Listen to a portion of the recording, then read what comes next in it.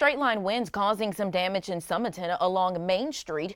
ABC 3340's Valerie Bell tells us how the community is coming together to clean up and how they say it could have been a lot worse. When the roof blew off Sumiton Mini Storage, it echoed through the neighborhood. Just a boom. It sounded like an explosion. Jack Bunt lives with his sister nearby. They had no damage. And I think the guy was on our side.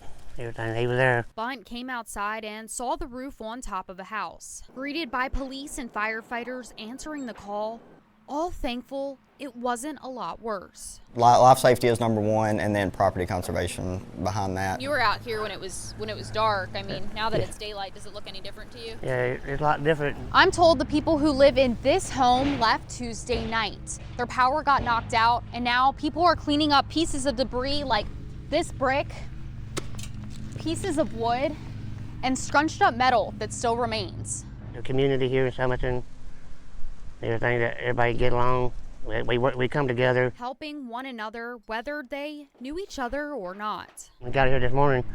We got here and started picking up everything. That's what we.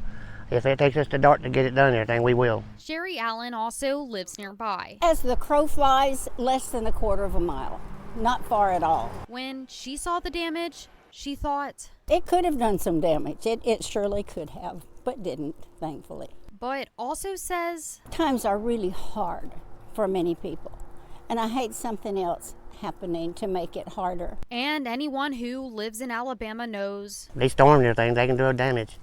You can build, but them and everything, it takes seconds to take it down. In Sumiton, Valerie Bell, ABC 3340 News.